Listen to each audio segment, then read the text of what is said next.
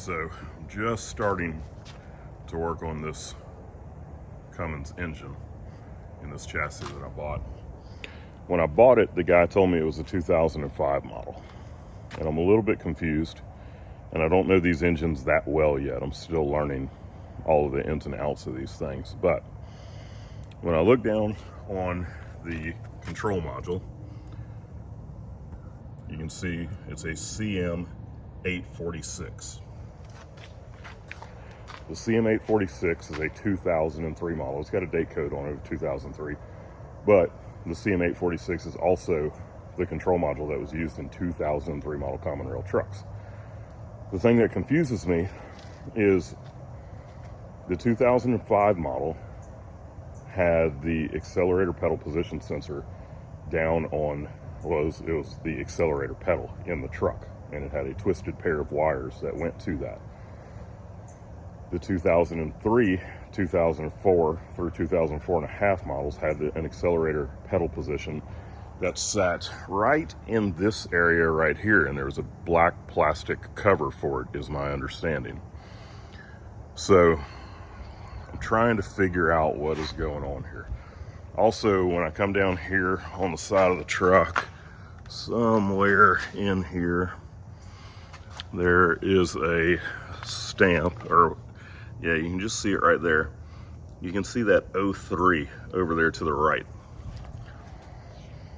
So I don't know what's going on here.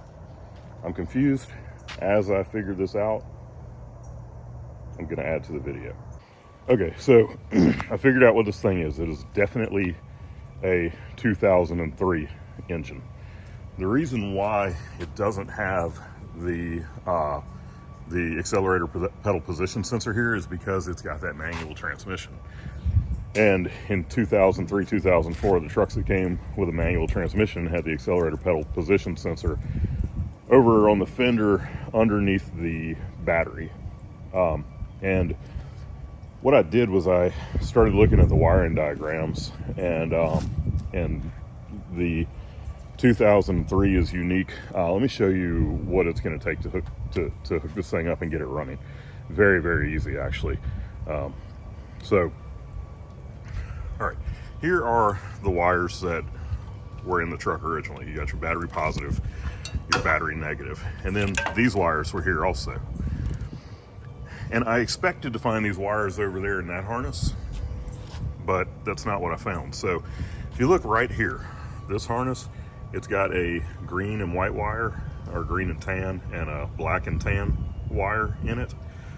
That is your main ground and your main power supply to the ECM, and I'm going to show you that in the wiring diagram. And right here is the starter signal. So very, very simple connections. There's also one wire in here. There is a green and black wire in this harness. Let's see, which one is it? Right here. This green and black wire, that is the start run signal. So I got to hook that up to power as well.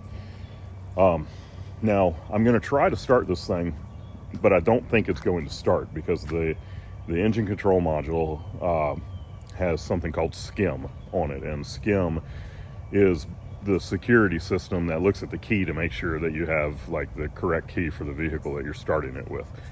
So unless the person before me bypassed SCIM, it's not going to start. I'm going to have to send that out or have someone come over here and program it. The other thing I'm going to need to do is I'm going to need to wire in the OBD port so that I can connect a scan tool to it and possibly even be able to remove SCIM myself, but I don't think that I'm going to be able to do that. As I looked at this engine, I can see where some modifications have been done. So, you know, this is the aftermarket intake tube. Then we got this secondary filter here that goes after the main filter and before the injection pump. If I come over here, I can see where it had a pyrometer.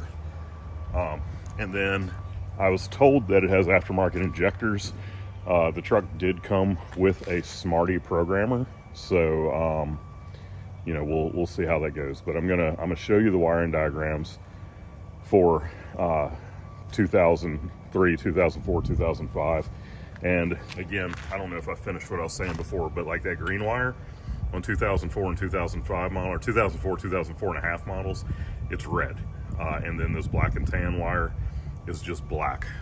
And I compared a lot of the wires to make sure that this is what I thought it was. I pretty much knew it was a 2003 because of the engine control module that's in it, but everything just wasn't making sense. And I don't know these late model Cummins engines that well, and I'm learning a lot about it and actually really enjoying learning about them. But yeah, I'll show you the wiring diagrams. Let's do a little redneck screen share here because it's just easier for me to point to things like this. So I would show you the wiring diagram. All right, this is the wiring diagram for the 2003 late Ram Cummins. They did have an early and a late version. I have not seen anything different on the wiring diagrams. I'm certain there are some things different, but I have looked at both of them. So I showed you in the video already where the green and white wire and the black and tan wire are to get your main power and ground in. So we can see here on, let's see, this green right here, if we look right here where it says fused battery positive, there's 3 places where it says fused battery power. There's fused battery power there, fused battery power there, and then fused battery power there. And if you follow this over here, you can see that all 3 of them come together at this junction right here, this S144. Sorry, not S144, S165 is where all 3 of them come together, right there. And then it comes up here and it says there's a fusible link. And you'll notice that right there for just a little short section between the fusible link, there is a section of blue wire. And there is in fact a short little section of blue wire, and that blue wire is actually the fusible link. And that is what connects right into your battery power. Then there's the the ground wire, which is going to be down here.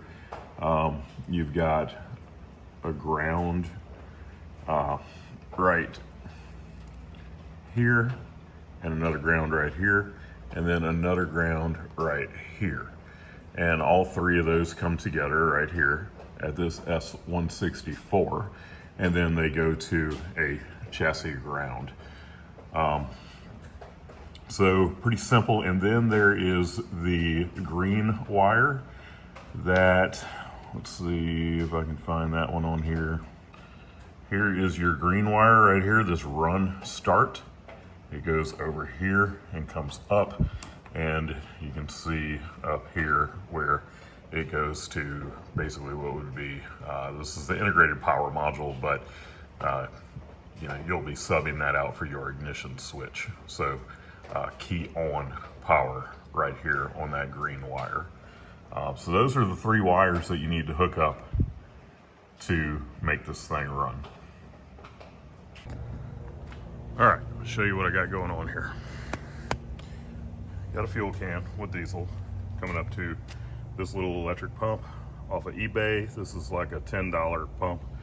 It's not going to get used on the truck. It's just being used to start the engine. I'll use a fuel air separator.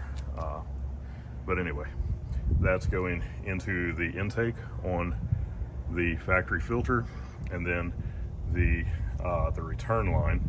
I just had this clear tube, and I used that so that I could see my fuel going out. I've already pumped, I've turned the electric pump on. I have not tried to start it yet, but I did pump it full of diesel. Back here I have that green and black wire hooked up with my wire nut.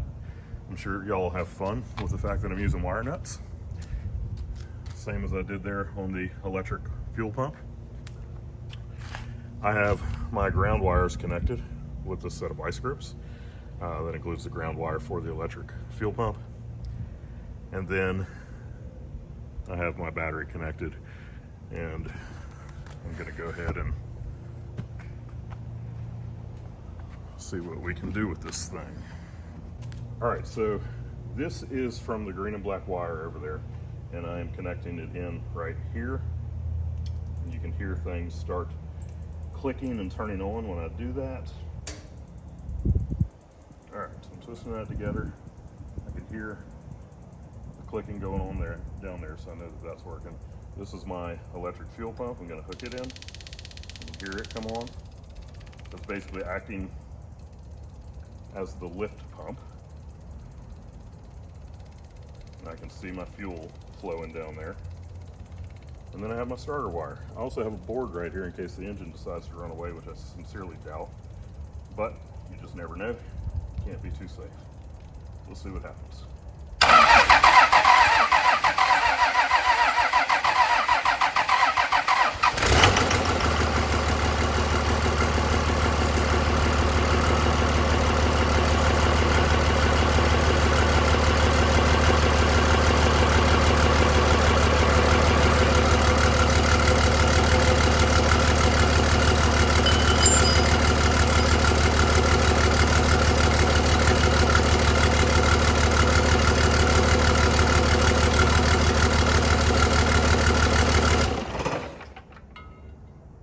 All right, I can't complain about that.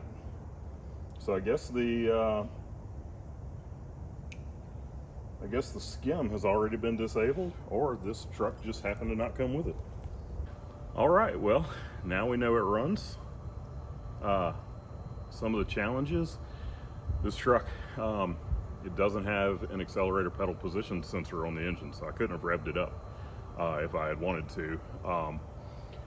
So the way that this truck was, I think I already said this in the video, but I'll say it again. The manual transmission trucks came with an accelerator pedal position that was on the fender underneath the battery. They have a lot of problems with those, and it turns out there's an issue with the wiring harness as much as there is with the sensor itself. And there's a company, I think it's Timbo or something like that, that makes a wiring harness for the accelerator pedal position sensor. So I got to decide what I'm going to do on that, because that sensor is super expensive. It's like $700 is what I just saw online. Most places it's out of stock. And those things, they pretty much all work the same. They are, it's a sensor. It's got 2 potentiometers in it. It's got a 5-volt reference signal, and one of the sensors goes from 0 to 5 volts as you depress the pedal. One of them goes from 5 volts to 0 volts as you depress the pedal, basically to keep that sensor from failing and making you go to wide open throttle while you're driving. Because, you know, one of these things goes to wide open throttle, you're not stopping it. So, you know, it's just a safety measure.